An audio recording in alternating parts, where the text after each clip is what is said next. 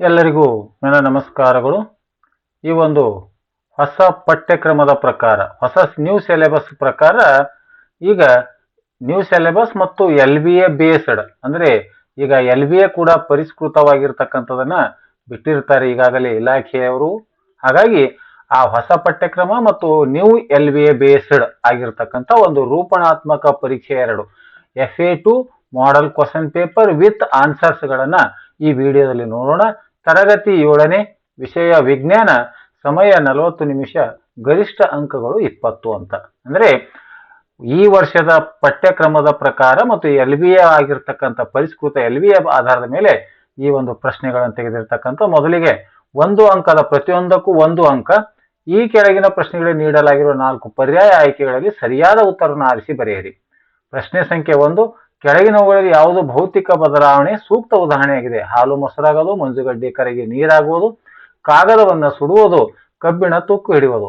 2ನೇ ಪ್ರಶ್ನೆ, ಸಾಮಾನ್ಯ ತಾಪಮಾನದಲ್ಲಿ ದ್ರವ ಸ್ಥಿತಿಯಲ್ಲಿ ಕಂಡುಬರುವ ಲೋಹ ಯಾವುದು? ತಾಮ್ರ, ಕಬ್ಬಿಣ, ಪಾದರಸ, ಅಲ್ಯೂಮಿನಿಯಂ. ಸೂಕ್ತವಾದ ಉತ್ತರನ ಆಯ್ಕೆ ಮಾಡಿ ಕ್ರಮಾಕ್ಷರದೊಡನೆ ಬರೆಯುವಂಥದ್ದು. 2ನೇ ಪ್ರಶ್ನೆ, ಇದಕ್ಕೂ ಕೂಡ ಪ್ರತಿಯೊಂದಕ್ಕೂ 1 ಅಂಕ. ಪ್ರಶ್ನೆ ಸಂಖ್ಯೆ 3, ಹದಿಹರೆಯದ ಹುಡುಗರಲ್ಲಿ ಕಂಡುಬರುವ ಅಡಮ್ ಆಪಲ್ ಎಂದರೇನು? ಪ್ರಶ್ನೆ ಸಂಖ್ಯೆ 4, ಕಬ್ಬಿಣಕ್ಕೆ ಸಂಬಂಧಿಸಿದ ಗ್ಯಾಲ್ವನೈಸೇಷನ್ ಎಂದರೇನು? ಇನ್ನು 2 ಅಂಕದ ಪ್ರಶ್ನೆಗಳು, ಪ್ರತಿಯೊಂದಕ್ಕೂ 2 ಅಂಕಗಳಿವೆ. 5ನೇ ಪ್ರಶ್ನೆ ನೋಡೋಣ. ಲೋಹಗಳ ಪ್ರಮುಖ ಭೌತಿಕ ಗುಣಗಳಾದ ಕುಟ್ಯತೆ ಮತ್ತು ತನ್ಯತೆ ಗುಣಗಳನ್ನು ಸೂಕ್ತ ಉದಾಹರಣೆಗಳೊಂದಿಗೆ ವಿವರಿಸಿ. ಪ್ರಶ್ನೆ ಸಂಖ್ಯೆ 6, ಭೌತಿಕ ಬದಲಾವಣೆ ಮತ್ತು ರಾಸಾಯನಿಕ ಬದಲಾವಣೆಗಳ ನಡುವಿನ 2 ಪ್ರಮುಖ ವ್ಯತ್ಯಾಸಗಳನ್ನು ಬರೆಯಿರಿ. ಪ್ರಶ್ನೆ ಸಂಖ್ಯೆ 7, ಹದಿಹರೆಯದವರಲ್ಲಿ ಮುಖದ ಮೇಲೆ ಮೊಡವೆಗಳು ಮೂಡಲು ಕಾರಣವೇನು ಮತ್ತು ಇದರಿಂದ ಮುಕ್ತಿ ಪಡೆಯಲು ಯಾವ ಕ್ರಮ ಕೈಗೊಳ್ಳಬಹುದು? ಇನ್ನು 3 ಅಂಕದ 2 ಪ್ರಶ್ನೆಗಳಿವೆ. ಪ್ರಶ್ನೆ ಸಂಖ್ಯೆ 8, ಮ್ಯಾಗ್ನೀಷಿಯಂ ಪಟ್ಟಿಯನ್ನು ಗಾಳಿಯಲ್ಲಿ ಉರಿಸುವ ಪ್ರಯೋಗವನ್ನು ವಿವರಿಸಿ ಮತ್ತು ಅದರ ರಾಸಾಯನಿಕ ಸಮೀಕರಣಗಳನ್ನು ಬರೆಯಿರಿ. ಪ್ರಶ್ನೆ ಸಂಖ್ಯೆ 9, ತಾಮ್ರದ ಸಲ್ಫೇಟ್ ದ್ರಾವಣಕ್ಕೆ ಕಬ್ಬಿಣದ ಮೊಳೆಯನ್ನು ಹಾಕುವ ಪ್ರಯೋಗವನ್ನು ವಿವರಿಸಿ ಹಾಗೂ ಈ ಕ್ರಿಯೆಯಲ್ಲಿ ಕಂಡುಬರುವ 2 ಪ್ರಮುಖ ಬದಲಾವಣೆಗಳನ್ನು ಬರೆಯಿರಿ. ಇನ್ನು 4 ಅಂಕದ ಒಂದೇ ಒಂದು ಪ್ರಶ್ನೆ ಇದೆ. ಪ್ರಶ್ನೆ ಸಂಖ್ಯೆ 10, ಹದಿಹರೆಯದ ಅವಧಿಯಲ್ಲಿ ಹುಡುಗ ಹಾಗೂ ಹುಡುಗಿಯರಲ್ಲಿ ಕಂಡುಬರುವ ಪ್ರಮುಖ ದೈಹಿಕ ಮತ್ತು ಜೈವಿಕ ಬದಲಾವಣೆಗಳನ್ನ ಪಟ್ಟಿ ಮಾಡಿ ವಿವರಿಸಿ ಅಂತ ಇದೆ. ಇದು ಈ ಒಂದು LBA based FA2 model question paper ಆಗಿದೆ. ಈಗ ಅವುಗಳ ಉತ್ತರಗಳನ್ನ ನೋಡ್ತಾ ಬರೋಣ. ಮೊದಲನೇ ಪ್ರಶ್ನೆಗೆ ಉತ್ತರ ಮಂಜುಗಡ್ಡೆ ಕರಗಿ ನೀರಾಗೋದು, ಭೌತ ಬದಲಾವಣೆ. 2ನೇದು ದ್ರವ ಅಂತಕ್ಕಂಥ ಇತ್ತು.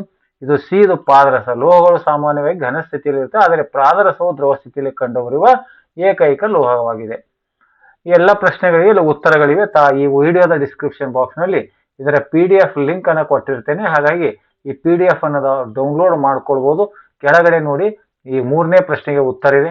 ಅದೇ ರೀತಿ 4ನೇ ಪ್ರಶ್ನೆಗೆ ಉತ್ತರ, ನಂತರ 2 ಅಂಕದ ಪ್ರಶ್ನೆಗಳಲ್ಲಿ 5ನೇ ಪ್ರಶ್ನೆಗೆ ಉತ್ತರ, 6ನೇ ಪ್ರಶ್ನೆಗೆ ಉತ್ತರ, ನೆಕ್ಸ್ಟ್ 7ನೇ ಪ್ರಶ್ನೆಗೆ ಇಲ್ಲಿ ಉತ್ತರ ಇದೆ.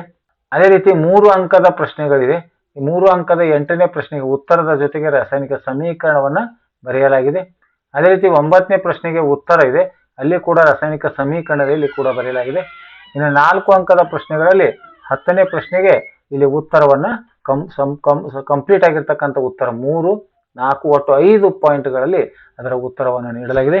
ಅದೇ ರೀತಿಯಾಗಿ 6ರಿಂದ 10ನೇ ತರಗತಿಯವರೆಗಿನ LBA based maths, science and Kannada first language model question paper with answers FA ಮತ್ತು SA1 ಮಾಡೆಲ್ ಕ್ವಶನ್ ಪೇಪರ್ಗಳ ವಿಡಿಯೋಗಳನ್ನು ಮಾಡ್ತಾ ಇದ್ದೀನಿ. ವಿಡಿಯೋ ಇಷ್ಟ ಆದರೆ ದಯವಿಟ್ಟು ಲೈಕ್ ಮಾಡಿ ಅಂತ ಹೇಳುತ್ತಾ ಈ ವಿಡಿಯೋ ನೋಡಿರುವ ತಮ್ಮೆಲ್ಲರಿಗೂ ನನ್ನ ನಮಸ್ಕಾರಗಳು.